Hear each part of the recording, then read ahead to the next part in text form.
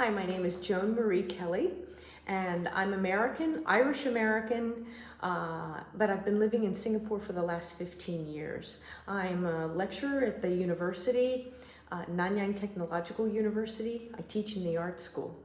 So I am a foreigner in this small country. Singapore is a very small country. We have three ethnic groups. We have Chinese as a minority, Indian and Malay, and then there's a few people like me. And we're a small country in the middle of a very dynamic neighborhood. We're very close. I mean, we may go to Bangkok for the weekend. We're close to Thailand, Laos, Cambodia, India, Indonesia, you know, and this is our stomping ground. I use my artwork as a mediator. To get to know communities, to enter a community, to have an intimate relationship with that community, an experience, to create an experience I have with the community as a way for them to get to know me and break down some of the perceptions they have of me as a white person. I live in my box too. You know, stereotypes are local. And being white in Asia has its negotiations. But when you get to any location, there are different power dynamics, hierarchies, and you have to discover that. And sometimes it takes a little while when you get here to discover that. But I also discover the perception that are perceptions that are placed on me. As a foreigner, as supposedly, you know, born into wealth and always having an easy go of it, you know, never really having to struggle for anything. I must have a maid, I probably have a driver, and sometimes I'm treated this way at first. So the local communities need to get to know me too on a more intimate, real way. And I think the best way to do that is through honesty and to create experiences. So that's what I do here in Singapore, and not only through my artwork, but through my teaching. We have a large community of foreign workers here. We're surrounded by poverty, so Singapore takes advantage of that. And we have Indian, Chinese, and Bangladesh, Myanmar, men that are here building this country. And there's, you know, at least 1 million. And they live in dormitories, and they are kept there. Say during this pandemic, we have two numbers here from Singapore. We have the number in the community. We have a community spread number. These men are not counted. These men are kept in the dormitories. They've pretty much been locked in those dormitories for months. They've had mental health problems for being locked in the dormitory for months, and that's a whole nother story. But we have another COVID number we give for them. So we're a country with two numbers. I mean, that's just a real visible outcome of how we are separated in this society.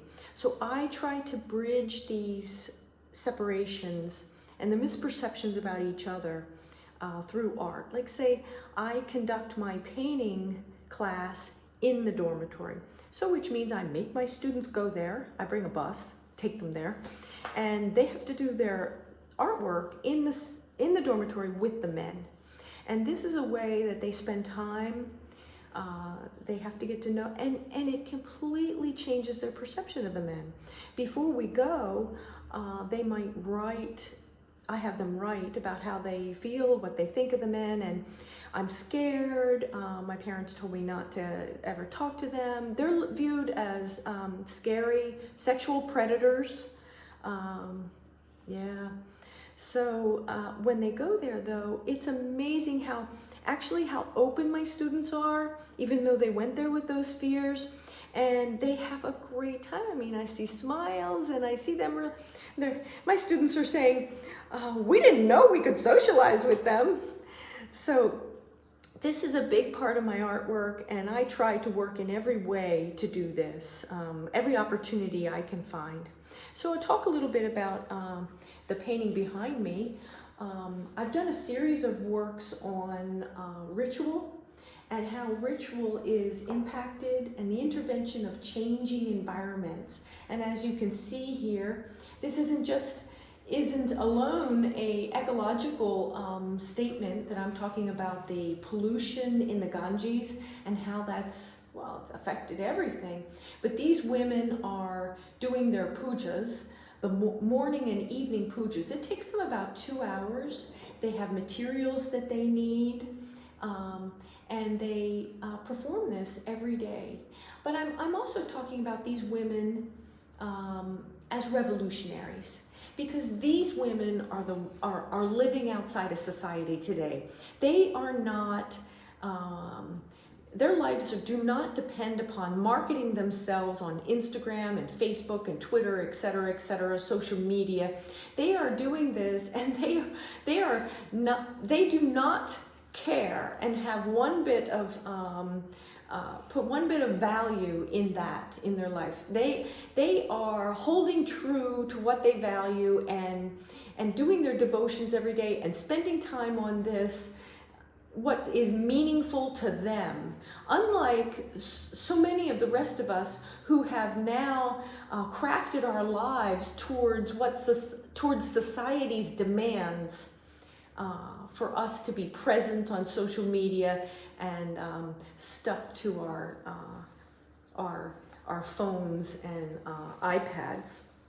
So I do have a series of paintings I did about ritual, and we have a strong Indian community in Singapore. And this is a painting of the Thaipusan, which is a ritual that is done every year in Singapore, where the men are piercing their skin in the middle of the street. So you have this very kind of violent ritual, and yet it's in the middle of the street, and there's the public buses driving by, and people on their cell phones, and they're going to work, and they're in suits, and daily life is carrying on in the first world. And right next to it is, intertwined are these men piercing themselves, and then they do a pilgrimage from one temple to the next. But, and I think to myself, what are these men trying to say? And I'm sure, I can't know that as a foreigner, even though they are very ingratiating and let me engage with them in their ceremony. I have participated in their ceremonies.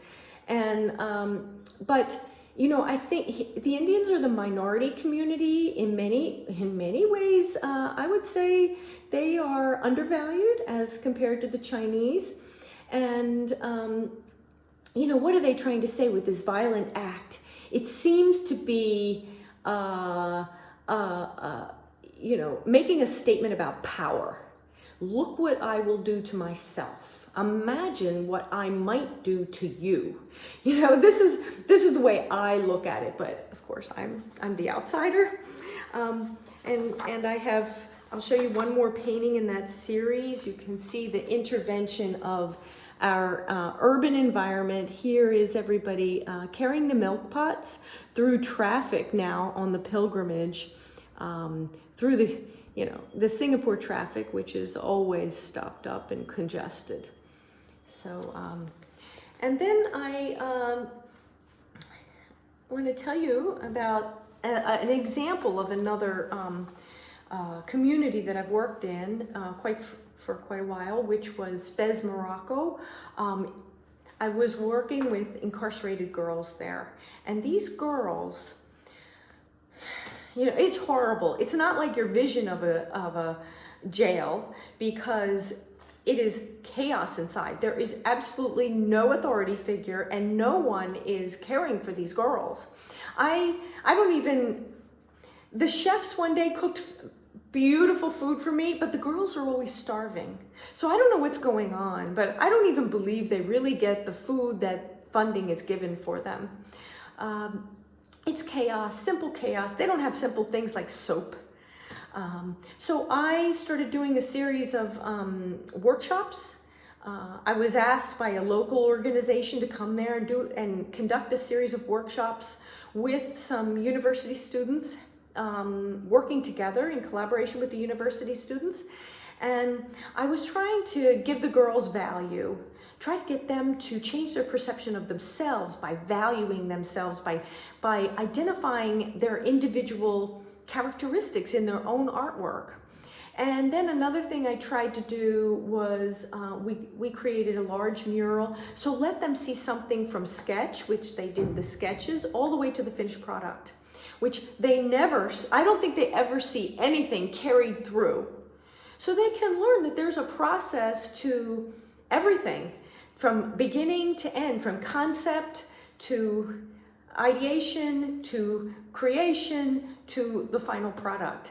And I think this was a eye-opening experience for these girls that are very enthusiastic and all want to participate. They're dying to do something. So while we did all of these things, every day I would try to do a portrait of one of the girls, as you can see here. And what I would do with these portraits, first of all, I hung them in a gallery setting, in a gallery in Fez with the girls' work. And this, I was trying to raise the status of the girls, let the local community see the value in the girls, and take a look at the girls from another perspective through their artwork. Because these girls have quite a stigma against them. They're bad girls. But, in my eyes, they were beautiful.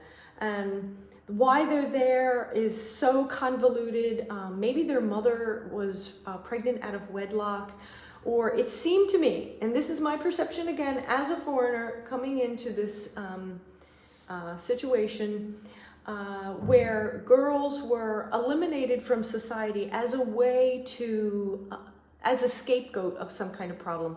Let's say you're 9 years old and your uncle rapes you, which is what a 9-year-old told me there. It's a lot easier just to get rid of the girl than to confront that uncle who is a power status. So this is what I saw. I saw several ways. Some girls were just there because their mother couldn't feed them. So there were a lot of different reasons, but I saw that quite a few times. Some of them are able to go to school, allowed to go to school, and the others are deemed too bad, like criminal people. So they're illiterate. Okay, I do have a few, did work in some climate change issues in Tasmania. I was resident artist at University of Tasmania, and right after they had devastating fires of forests of 1,500-year-old trees, and that happened right before I came. So I did a series of large paintings. These are over 2 meters of the burnt forests. So you can see this is a very large painting. Okay, so that's just a variety of what I do, but I felt like I couldn't just say one thing. I really, have my hands in all these pots, and feel privileged to be able to, make this video for you.